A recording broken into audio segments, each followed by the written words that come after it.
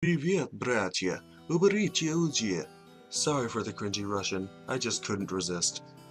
Today, we'll be looking at the Chernobyl disaster. We will look at the events surrounding it, what led to it, what's happening immediately afterwards, and what's happening now.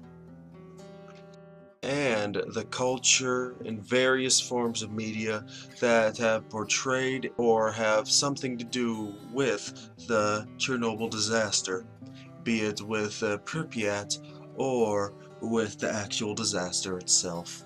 So make yourselves comfortable, grab something to eat or drink, and put on your favorite gas mask, because we are looking at the Chernobyl disaster. Это вы по Чер-2? Да. Что у вас там горит? Взрыв на главном корпусе, третий, четвертый, между третьим и четвертым. А там люди есть? Да. Поднимай наш состав. Поднимаю. Начальника поднял. Так всех, весь офицерский состав, офицерский корпус поднимай. Леонид Алексеевич. Да. Алло, Припять, третий и четвертый блок горит крыша в результате аварии взрыва. Ой, давай. Так уже подтвердили? Не подтвердили, авария там произошла у них. Это диспетчер Припяти сказала. Пожарная охрана. Алло, Иванков? Да. Значит, вы выезжаете в Припять? Алло? Да, я слышу. На атомную станцию выезжаете. Там третий, четвертый блок горит крыша. Пожарная охрана. Алло, Полесская? Да. Вы, значит, выезжаете на атомную станцию, там горит крыша третьего, четвертого блока. So, where to begin with the Chernobyl disaster? Well, logically, let's go to where it first began, during the initial disaster. So, what happened to cause the explosion of the reactor in Chernobyl was in the reactor number 4. They were running in a test that was supposed to simulate an emergency situation. Unfortunately, the reactor kind of exploded during that test because somebody forgot to turn the thing off. So, the thing melted, absolutely melted, and exploded. In fact, apparently, to some of the observers, the site was fairly beautiful, to say in a word. In one of the interviews with one of the liquidators, those being the people that would go in there and clean up after the radiation and such, clean up the debris. He said that it looked something along the lines of a rainbow mixed with blood, kind of. I don't know where it got the blood part, but I could definitely see where the rainbow would come from. This was caused by all sorts of horrible, nasty, disgusting, horrifyingly bad for you kind of elements that were spewed out into the air all over the place. And yeah, it caused a very beautiful death rainbow, so to say. So, death rainbows aside, what happened immediately afterwards? Well, of course, the only logical thing, the Soviet government proceeded to make it not look as bad as it was initially, of course, until everybody in Europe and the world really found out that something was going on because radiation levels were spiking.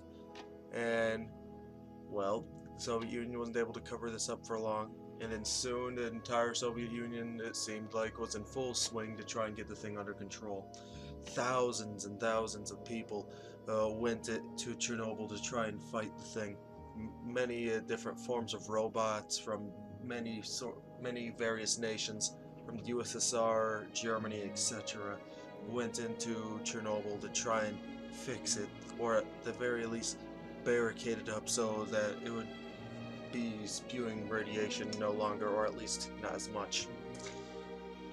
Fortunately, they succeeded for the most part. Unfortunately, this came at the cost of quite a huge amount of lives, really. I would say at least 1,000, at the very least, directly. Uh, Most of these deaths were from, if not, yeah, the majority of these deaths were from people like first response firefighters, of which all of them died. Uh, then would be the liquidators. Like I stated previously, the people that would go in there primarily on the rooftops to clean up debris and also make way for the robots to get in there. However, it was in fact so gosh darn radioactive within on top of the roof actually that the robots that they'd employ would actually have their circuitry fried, so in a sense the radiation burnt out a robot's brain. So what to do? Well, they sent in men to do that. They were called bio robots. It's quite a gruesome way to do it, but that's the only way they could. The robots wouldn't be able to go in there. There's just too much radiation for the circuitry of 1980s and 1970s era robots that they couldn't possibly do it. So they sent in liquidators, and these poor guys would die by the dozens in the hundreds possibly in the coming years due to radiation poisoning. The commander himself died within in actually the same year as the disaster. One of the commanders who would go up there with his men. Yeah, he's dead. So, safe to say that it wasn't the most pleasant thing. So, what about the surrounding areas? Well, the surrounding areas were, in essence, what was it? Yes, they were in essence evacuated, to say the least. They were evacuated. Everything was deemed condemned. Everything was gone. The residents said that they'd be back within a few weeks' time, month tops. Uh, Unfortunately, that was not the case, and because of this, of the very rushed evacuation, the majority of residents of Pripyat left the majority of their belongings behind in their homes and in schools and businesses in Pripyat. This led to a lot of buildings still having, or at least pre-looting, still having a lot of the original things in there, such as dolls, books, primitive calculators, rulers, and various other things, pictures, all that stuff that you'd find in an average home, school, or business. And this is a darn shame for the residents of Pripyat because Pripyat was a very, very, very nice city in terms of Soviet standards. Very nice. It was a, quote, a worker's paradise, end quote. And yeah, after they were evacuated, the city of Chernobyl was also evacuated. Note that the Chernobyl reactor is not in the city of Chernobyl. It's right next to the city of Pripyat, but it's just named after the city of Chernobyl. Just a common misconception I'd address there.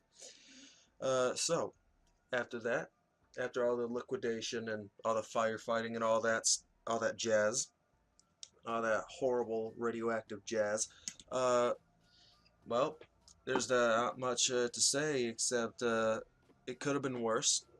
There are a few Actually, there are a few legends that came out of Chernobyl. One of my favorites, even though it's not true, was that uh, just a handful of men went down into the extremely horribly radioactive cooling pool, and things that they use to cool the isotopes and all that stuff. Cool down the reactors, make sure it don't melt, even though it did. They'd go down in there, and that extremely, the most radioactive you could possibly get in that place. Go down in there, and then proceed to crank a few pressure valves in order to make sure that another reactor didn't explode. And if one of those reactors would have exploded, that would have been very bad. Not just for Ukraine and the Soviet Union, but for the Europe as a whole.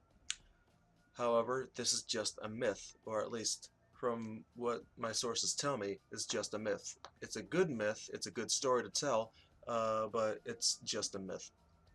The quote unquote handful of guys, they did not die, and if they were to have actually done what the myth has said, they'd be dead, no doubt about it. But no, there's some alive that lived well to into like the 90s and 2000s. Of course, they were touched by radiation. Everybody involved in Chernobyl was, but no, that myth is simply not true, even though it's one gosh darn good story. Besides stories and various other tales of Chernobyl, that's about it. That's about it. Uh, that's about it.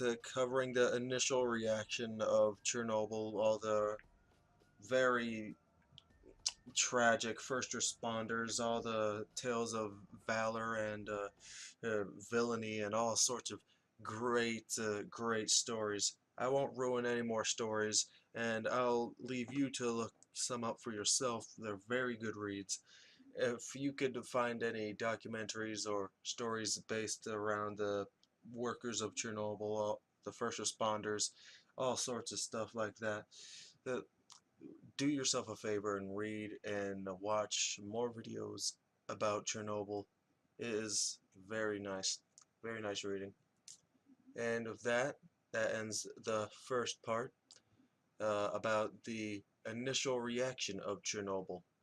What happened there, why it exploded, how it could have been worse, the myths and legends around it.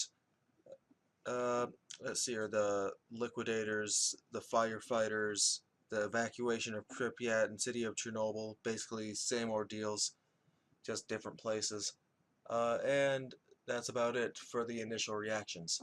So, thank you for watching, and I'll catch you again in part 2.